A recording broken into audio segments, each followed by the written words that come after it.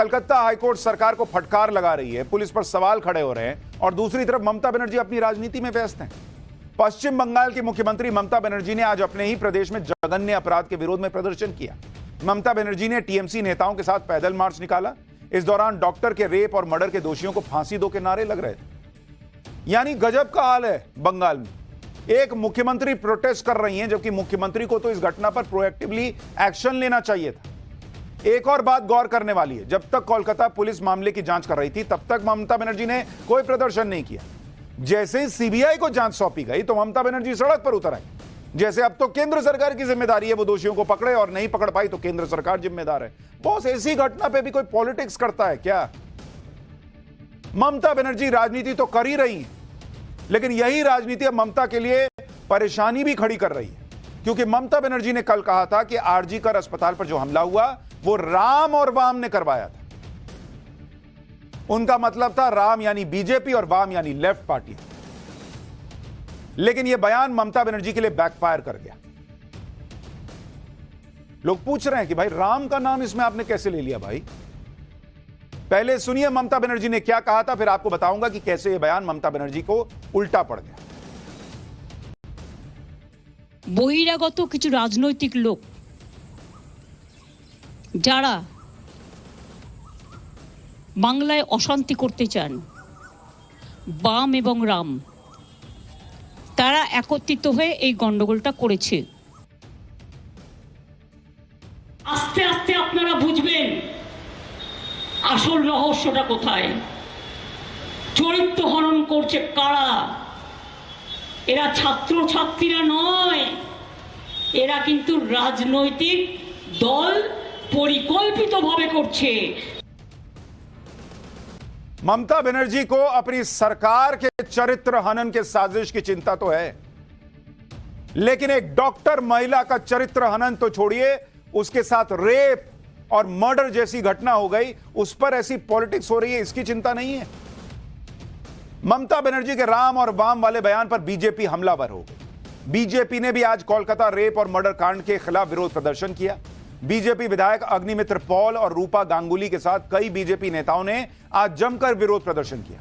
इस दौरान बीजेपी प्रदेश अध्यक्ष और केंद्रीय मंत्री सुकांता मजूमदार को पुलिस ने हिरासत में भी ले लिया। पुलिस और बीजेपी कार्यकर्ताओं में नोकझोंक भी देखने को मिली। बीजेपी ने कोलकाता पुलिस पर आरोप लगाया कि पुलिस ने बीजेपी कार्यकर्ताओं को गाड़ी से कुचलने की कोशिश की।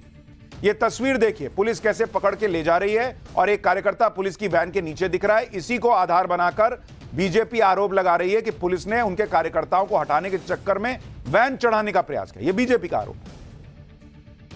उधर पूर्व केंद्रीय मंत्री स्मृति ईरानी भी कोलकाता पहुंची और ममता सरकार पर निशाना साधा। बीजेपी की महिला नेताओं ने क्या कहा वो सुनिए, फिर आगे की बात बताता हूं।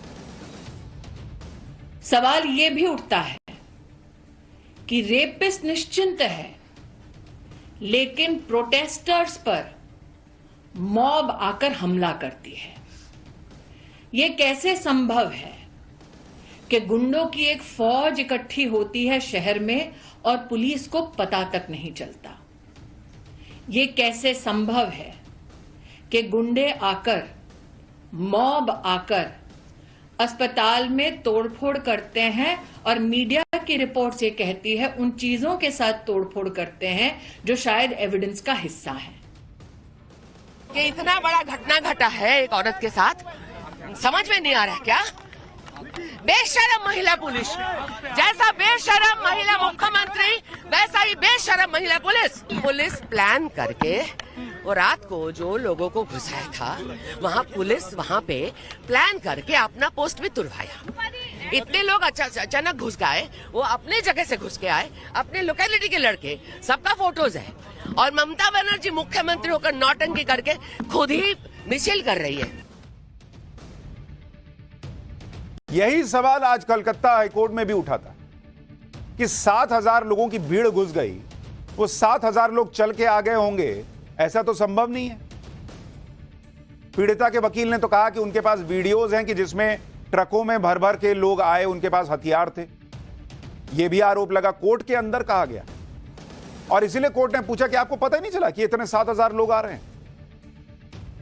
बीजेपी नेता गिरिराज सिंह ने राम और वाम वाले बयान पर ममता पर पलटवार किया।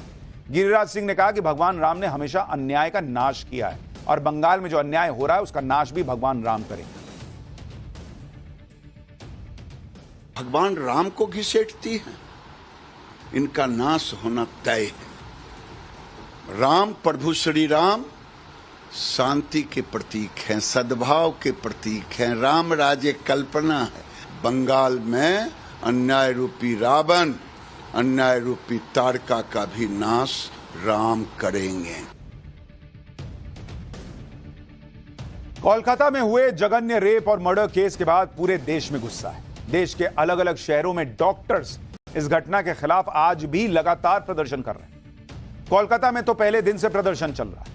अब दिल्ली में, गुजरात में, जमशेदपुर में, जम्मू कश्मीर में, चंडीगढ़ समेत कई जगहों पर डॉक्टर्स प्रदर्शन कर रहे हैं। डॉक्टर्स का कहना है कि वर्क प्लेस में सुरक्षा की गारंटी मिलनी चाहिए। क्यों डॉक्टर्स को इस तरह के हालात का सामना करना पड़ता है? वो लोगों की जान बचाते हैं और खुद उनकी सुरक्षा खतरे में है। ममता बनर्जी ने आरजी कर अस्पताल में हुए हमले के लिए राम और वाम को जिम्मेदार बताया तो इससे संत समाज भी भड़क गया। अखिल भारतीय संत समिति के राष्ट्रीय महामंत्री स्वामी जितेंद्रानंद सरस्वती ने कहा कि कोलकाता रेप और मर्डर केस में राम और वाम का नाम एक साथ लेना ममता बनर्जी की नीचता की पराकाष्ठा है, ये वो कह रहे हैं। सुनिए एक बार फिर, आपको बताऊंगा कि संतों के विरोध के बाद कैसे ममता की भाषा बदल गई। ममता जी खूब राजनीति करिए, आरोप प्रत्यारोप, पक्ष विपक्ष, इससे धार्मिक समूहों का और सनातन हिंदू धर्म का तो कम से कम लेना देना नहीं है। लेकिन जिस प्रकार आपने राजनीति में वाम और राम शब्द का प्रयोग किया, तो राम चराचर जगत के ब्रह्म हैं और भगवान राम को इस बलात्कार कांड में घसीटना आपकी नीचता की पराकाष्ठा है राजनीति में। और मुझे नहीं लगता कि आप जैसे लोगों को राजनीति में होना भी चाहिए। सोशल मीडिया पे भी लोग नाराज हैं। वो पूछ रहे हैं कि क्या भगवान राम का नाम तो ले लिया गया, कभी किसी और धर्म के किसी का भी नाम लिया जाता है क्या? हिंदुओं का सेंटिमेंट नहीं है क्या? ममता बनर्जी लगातार वाम और राम का जिक्र कर रही थी, लेकिन आज विरोध प्रदर्शन के बाद ममता बनर्जी की भाषा बदल गई। ममता बनर्जी ने आज भी आरजी कर अस्पताल में हिंसा के लिए बीजेपी और लेफ्ट दलों पर आरोप लगाया। उन्होंने कहा कि बीजेपी के लोग तिरंगा हाथ में लेकर आए थे और लेफ्ट दलों के लोग DYFI का झंडा लेकर आए थे। ममता बनर्जी के मुताबिक अगर कोई तिरंगा उठा रहा है तो वो बीजेपी का आदमी है। गजब लॉजिक है। सुनिए एक बार। আমি জানি সিপিএম আর বিজেপি ভাঙচুরটা করেছে আরজি করে গিয়ে রাত্রি 1টার সময় 12টার পরে সিপিএম এর ডিওয়াইএফ এর ফ্ল্যাগ নিয়ে ভিডিওতে দেখা যাচ্ছে ডিওয়াইএফ এর ফ্ল্যাগ আর বিজেপি নিয়েছে ন্যাশনাল ফ্ল্যাগ। ন্যাশনাল ফ্ল্যাগ সব জায়গায় পলিটিক্যাল কাজে ব্যবহার করা যায় না। ন্যাশনাল ফ্ল্যাগের কোড আছে, ন্যাশনাল ফ্ল্যাগকে মিসইউজ করেছে, পানিশমেন্ট হওয়া উচিত। এটা একটা ক্রিমিনাল অফেন্স। ममता बनर्जी अब इस लेवल पे पॉलिटिक्स कर रही हैं कि कह रही हैं कि नेशनल फ्लैग यानी राष्ट्रीय तिरंगा जो है, झंडा जो है, वो एक कोड है और वो जिसके हाथ में था वो बीजेपी के लोग थे। मतलब अब तिरंगा उठाना भी बीजेपी का हो जाना है। और एक सेकंड के लिए मेरा प्रश्न तो यह है, बीजेपी के लोग थे, लेफ्ट के लोग थे, मंगल ग्रह से आए लोग थे, कहीं से आए लोग थे, रोकने की जिम्मेदारी तो आपकी थी, पुलिस तो आपकी थी, किसी के लोग थे बॉस। 7,000 लोगों की भीड़ आ गई। आपको जब आ रहे थे तब तिरंगा देख के समझ में नहीं आया था कि वो तिरंगा कोड वर्ड, ये तो बीजेपी के लोग हैं, ये वहां क्या करने जा रहे हैं, ये लेफ्ट के लोग क्या करने जा रहे हैं, वहां तब नहीं समझ में आया? तब आपकी पुलिस को समझ में नहीं आया? अंदर घुस गए, तोड़फोड़ की। अच्छा, एक बड़ा बेसिक सा प्रश्न है, बीजेपी जो ये कह रही है कि यहां इस मामले में जो है गड़बड़ हुई है, इसमें एक व्यक्ति नहीं कई लोग जो है इसमें शामिल हो सकते हैं, जांच होनी चाहिए, वही जाकर जहां पर घटना हुई उस घटना स्थल को तोड़ने का प्रयास करेगी, सबूत मिटाने का प्रयास करेगी। गजब लॉजिक चल रहा है। और मैं यही तो कह रहा हूं, कोई था, आपने क्यों नहीं रोका, पुलिस ने क्यों नहीं रोका? आरजी कर अस्पताल में जो हिंसा हुई, तोड़फोड़ हुई, उसकी जांच चल रही है। पुलिस अभी आरोपियों को गिरफ्तारी कर रही है, लेकिन ममता बनर्जी ने पहले ही अपना फैसला सुना दिया कि हमलावर लेफ्ट और बीजेपी के लोग। ममता बनर्जी के इस आरोप पर केंद्रीय शिक्षा मंत्री धर्मेंद्र प्रधान ने कहा कि पश्चिम बंगाल में बार बार पूरी तरह से सिस्टम फेल हो गया है, लेकिन इसका दोष वाम और राम पर है। ममता दीदी का यह बिल्कुल घिनौना, शर्मनाक और निंदनीय बयान है। वो दिन दूर नहीं जब ममता दीदी अपने कुशासन के लिए एलियंस और परग्रहियों को भी दोषी ठहरा देंगे। रेप और मर्डर के इस केस में कोलकाता के पुलिस कमिश्नर पर भी कई सवाल उठ रहे हैं। कोलकाता पुलिस कमिश्नर ने आरजी कर अस्पताल पर हमले के बाद मीडिया को ही जिम्मेदार बताया। तब पुलिस कमिश्नर ने कहा था कि मीडिया में गलत खबरें चलाई जा रही, मानो अपनी कमियों को छुपाने के लिए मीडिया सबसे आसान टारगेट हो गया।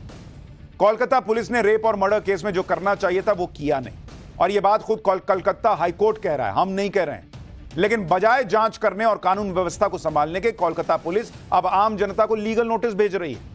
रेप और मर्डर केस को लेकर कई लोगों को कोलकाता पुलिस ने लीगल नोटिस भेजे हैं। ये वो लोग हैं जो सोशल मीडिया पर घटना से संबंधित कुछ शेयर कर रहे हैं या फिर मीडिया के हवाले से रिपोर्ट शेयर कर रहे थे। ऐसे लोगों को लीगल नोटिस भेजकर कोलकाता पुलिस एक तरह से ये माहौल बना रही है कि कोई कुछ लिखे नहीं, कोई कुछ बोले नहीं। पोस्ट डिलीट करो, नहीं तो कानूनी कार्रवाई की जाए। वहां जिन पे कानूनी कार्रवाई करनी थी वो तो हुआ नहीं। वहां तो आपकी पुलिस पे आरोप लग रहा है कि बाथरूम में छुप रही थी या नर्सेस के ड्रेस मांग रही थी कि बच सके उस भीड़ से। और यहां सोशल मीडिया पर बड़ा तूफानी काम चल रहा है। इतना बड़ा कांड हो गया, कानून व्यवस्था पर सवाल खड़े हो रहे हैं, महिला सुरक्षा पर सवाल खड़े हो रहे हैं, और इन सारे मुद्दों पर जवाब देने की बजाय कोलकाता पुलिस मीडिया को जिम्मेदार बता रही है, सोशल मीडिया पर जिम्मेदारी तय कर रही है लोगों की।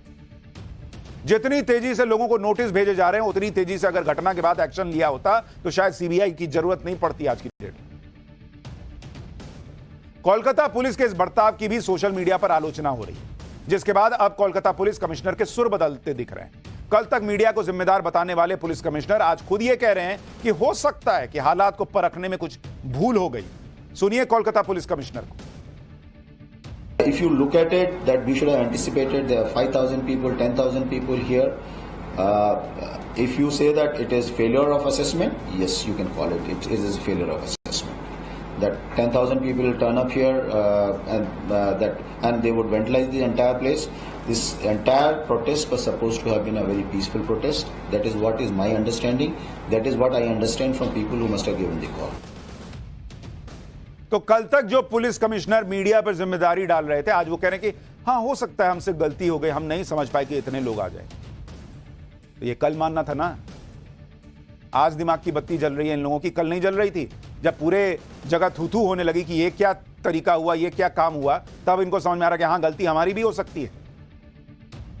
इतना ही नहीं, कोलकाता पुलिस कमिश्नर तो अब ये भी कह रहे हैं कि अगर किसी पुलिस वाले ने सबूत मिटाने की कोशिश की होगी या फिर कुछ गलत किया होगा तो वो भी कानून के दायरे में आएगा, उस पर भी एक्शन होगा। सुनिए कैसे सुर बदलें। Now the case has gone to CBI.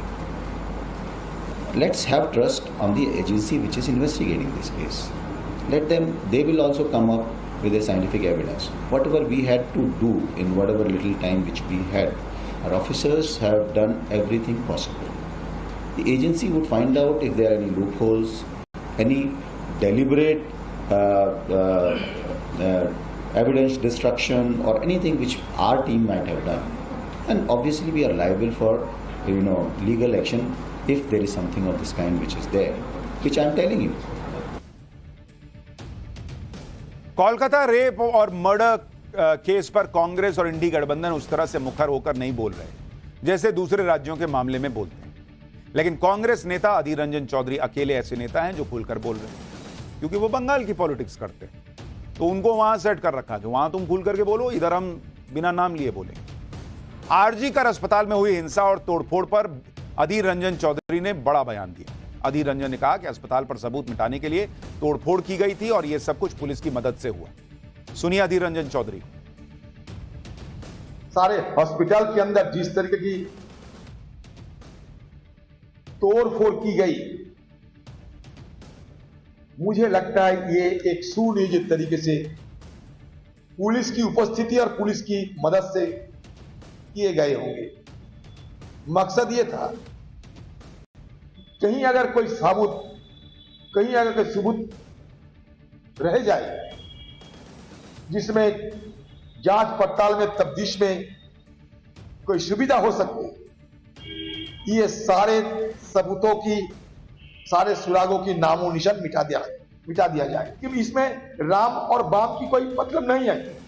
अगर राम करे, ये लक्ष्मण करे, ये राम करे, ये रहीम करे, किसी को बख्शाने के लिए किसी ने आपको नहीं कुछ किए हैं। दोषी को गिरफ्तार करो, दोषी को पकड़ाओ। अधीर रंजन चौधरी का आउटगोइंग बंद है क्या उनके मोबाइल का? बंद है या राहुल गांधी का नंबर नहीं है? लगाइए ना फोन बॉस, लगाइए राहुल गांधी को फोन और बताइए नेता प्रतिपक्ष को कि आपको सब पता है कि वहां पुलिस ने मिलकर सबूत मिटाने का प्रयास किया है और यह हमला इसीलिए हुआ था। बताइए ना राहुल गांधी को, क्योंकि उनके ट्वीट देखकर तो लग नहीं रहा कि उनको पता है। और अगर पता है तो क्या कोलकाता की कोई फ्लाइट नहीं मिल रही कि वहां जाएं और डॉक्टर्स के साथ खड़े हों? ये हिसाब बॉस, ये पॉलिटिकल हिसाब नहीं चलेगा कि मैं बंगाल में बोलूंगा, इधर दिल्ली में इंडी अलायंस का गठबंधन धर्म निभाया जाएगा। पब्लिक सब देख रही है। कोलकाता रेप और मर्डर केस में इंडी गठबंधन का रवैया क्या है वो आपको मैं पहले भी बता चुका हूं। इतनी बड़ी घटना पर इंडी गठबंधन बोल भी रहा है तो ममता बनर्जी का नाम तक नहीं ले रहा। प्रियंका वाड्रा ने आज कहा कि कोलकाता, बिहार, उत्तराखंड और यूपी में महिलाओं के साथ हुई क्रूरताओं ने पूरे देश को झकझोर कर रख दिया। इस समय देश भर की महिलाएं दुख और गुस्से में हैं। जब भी ऐसी घटनाएं होती हैं तो देश की महिलाएं देखती हैं कि सरकारें क्या कर रही हैं, उनकी बातों और उपायों में कितनी गंभीरता है। इससे देश की महिलाओं में क्या संदेश जाता है? जब सरकारी आंकड़ों में हर दिन 86 रेप हो रहे हों, महिलाएं सुरक्षा की आशा किससे करें? यानी कोलकाता की घटना पर बोलना है तो प्रियंका वाड्रा ने देश भर के मामले उठाकर इकट्ठा कर दिए। इसमें बंगाल सरकार की भूमिका क्या होनी चाहिए यह नहीं पूछा, ममता बनर्जी को क्या करना चाहिए यह नहीं पूछा, इस पर नहीं बोल पाई। हाथरस की घटना में तो मैडम आपने देश भर की घटनाएं याद नहीं दिलाई थी, लेकिन यह हो रहा है। और सबसे शर्मनाक यह है कि एक प्रदेश जहां की मुख्यमंत्री महिला हैं, उनके राज्य में ऐसा हो रहा है। और जो भी हल्का फुल्का विरोध करने का सियासी स्टंट भी कर रहा है, वो भी थोड़ा ईमानदारी से करता ना तो पब्लिक को लगता कि ये नेता हमारे साथ खड़े हैं। लेकिन मोदी विरोध में, अरे भाई साहब, लाउड स्पीकर वाली आवाज आती है। इंडी अलायंस के किसी राज्य में कुछ हो जाए तो स्पीकर हिला के देखना पड़ता है कि तार छूट गया है क्या, आवाज नहीं आ रही। पाठशाला में अब अगली क्लास। 370 हटने के बाद कश्मीर में पहला चुनाव, मोदी शाह का बड़ा दावा सच निकला।